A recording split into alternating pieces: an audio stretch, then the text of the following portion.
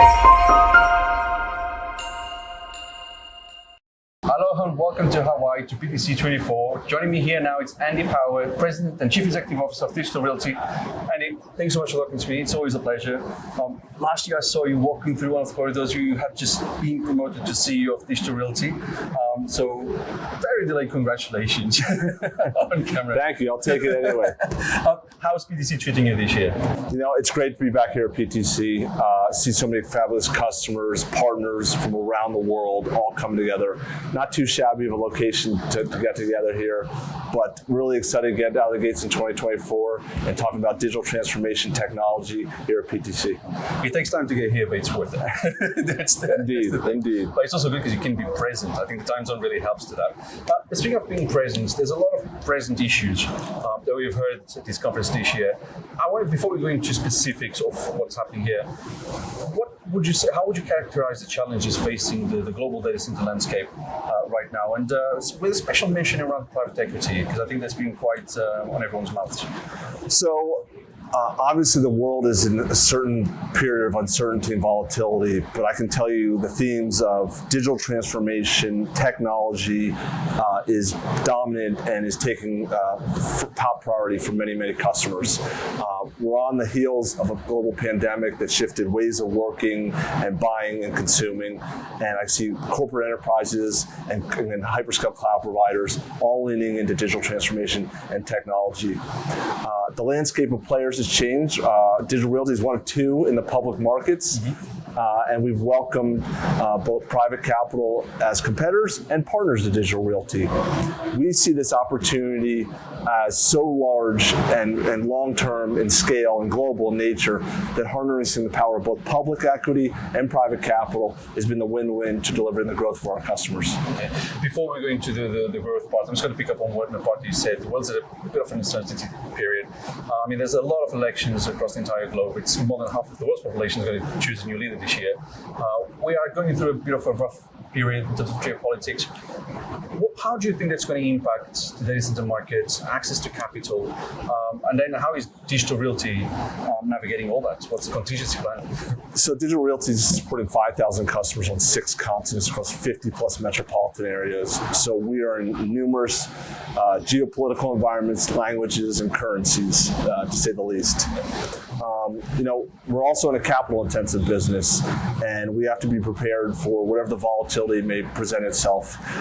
And you've seen a lot of uncertainty in capital markets conditions. Maybe we're on the healing side of the interest rate rise, which is a good thing.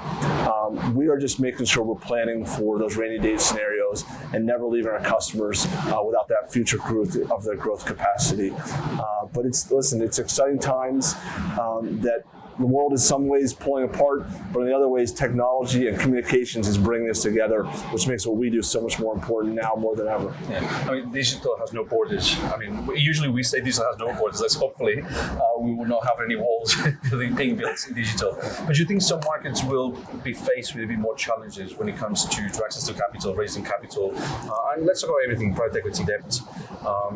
If you do just a regional comparison, who's going to be more on the fire line? Listen, the stability of governments, the stability of currencies, and cost of capital and interest rates influence investment. There's no question about that. But the priorities of what's happening inside our data centers and digital transformation is paramount across all regions, all countries, no matter what. I think this is a time in the world where the United States, as this called large growing economy, I was going to say stable government, but certainly our government makes it feel not stable sometimes, is really, I say, taking the lead on that technological and infrastructure investment. As you see the likes of artificial intelligence roll out globally, the U.S. is really where the home and the largest capacity growth you're seeing. Both Europe and Asia play major pieces of that. And I think these trends, just like you saw the cloud computing trends, very much start US, grow Europe, and now then Asia Pacific. I think they'll all globalize in the scheme of time. But again, the ups and downs of called broader economic themes and geopolitical uncertainty makes it more tougher to challenge, to navigate. And that's what brings it back to providers like ourselves who have boots on the ground, experience working in numerous parts of the world. So whether it's Singapore or Sydney, Ashburn or Chicago or Frankfurt or London, we can help you. You have a lot of pins on the map, so you have more than 300 of them, so you're going to list all of them. Before we get to the current and the future pins on the map, how excited are you about AI? What do you think what really needs to happen for this to really kickstart in the data center industry? Or has it already started? Do we know where we're going with this? So, unlike a lot of the buzzword bingo that's come through data center land, I believe AI is real when it comes to data center capacity. We are still in the infancy or the early innings of where this can go, and large language models are being built with large contiguous capacity blocks with urgency, very US-centric today, but globalizing as we speak. The next phases of this with inference, testing the models, the move from both, from call it public data to private data sets, the move from public consumer use to enterprise use, I think it's going to even further emphasize the proximity of workloads and data. And I think it's going to bring it back to the major markets where we're supporting their both private hybrid IT and also our public cloud providers. Okay. So I think it's going to be big, and I think we got a long runway of growth to come. It's a nice industry to be in. There's a lot of money to be made. We're very fortunate to be able to play this hard asset infrastructure role in the technology is going to change all of our lives. Okay. Well, speaking about infrastructure deployment, what is the plan for Digital Realty in the next coming years? We can talk about the markets they're in, which is about 50 different metros. Mm-hmm. I think it's probably more than that. It's hard to keep up because it's almost a new data center every week on average. But 300 plus data centers, 50 plus metro areas. What's the plan for the existing portfolio in terms of expansions, retrofits, whatever needs to happen, and especially with a mission to AI? So how will the older facilities be brought to the forefront? So on your last question, we've been pruning our portfolio to make sure we're focused in markets with robust and diverse customer demand and with infrastructure that can future-proof our customers' growth. So, and we've been on the front, on the technical side of this, densifying up for power, and we've been a leader at this. We were supporting AI and high-performance compute and higher power densities. Before I joined Digital, we've been retrofitting in the last year, and we've been making sure our designs are future-proof for what comes next. When it comes to growth and capital, we're spending close to $3 billion on new data center capacity this year. That's on top of a land bank that's north of 3 gigawatts of growth around the world. In terms of new markets, we're coming online with new capacity in Barcelona, in Rome, in Crete. We're recently grown into South Africa with our Terraco investment. We're in Asia Pacific coming online with the first carrier-neutral facility in Seoul, South Korea. And last year we capped it off with a big milestone release of expanding our partnership in India to bring in Reliance Jio into our partnership to really with Brookfield, correct.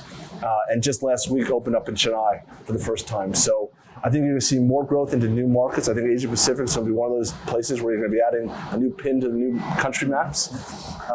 But the growth is multifaceted, and I think we're ready for what the future brings. Okay, those 3 gigawatts of land banking, is there a timeline to bring it on, or it really depends on where they are located? Sooner than we expected is what I would say is the theme. All right. At the end of last year, we also announced a partnership with Blackstone, one of the biggest asset managers, on a $7 billion program that will accelerate our development, close to 20% of that gigawatts in both Northern Virginia, Paris, and Frankfurt. The likes of AI is pulling forward those land banks because our customers need those large contiguous capacity blocks sooner and sooner. Okay. So where does Digital Realty want to be in the 2030s? So when we get into the next decades, when a lot of these conversations about AI will have maybe not faded away, but find some plateau conversations where we know more or less where things are going. What's the dream? What's the goal for Digital Realty? We want to be the provider of choice to the enterprise co-location customer. The majority of our 5,000 customer count that I hope I'm going to be able to double to 10,000 by 2030, if not sooner. And we want to be the partner of choice to the biggest hyperscale cloud compute providers and the AI industry. Those are the two missions for 2030, and really building a business that can stand stand the test of time. Okay, just a quick question on REIT structures, because there's been a few conversations around, does this make sense in this day and age? What's your view of that? Is a data center REITs, does data center REITs still make sense in this day and age? I mean, you are one of them, so. The REIT structure's got some positives and negatives to it. The negatives, we do have to distribute our earnings and pay a recurring dividend from our cash flow. The positives are it puts us in a food group where investors want to reward us for our growth capital and help fund our growth, in addition to having no tax leakage as well. I think whether you're a REIT or not a REIT, you can manage your tax efficiency and your capital retention in different formats. The bigger theme, in my opinion, is this opportunity is so large, so long-term, so tremendous in scale that you need to harness both public capital and private capital to tackle it. And that's what we've been trying to do with our business here at Digital. Okay, let me match the Blackstone partnership, $7 billion. If I just handed you now a $7 billion check, what would you do with it?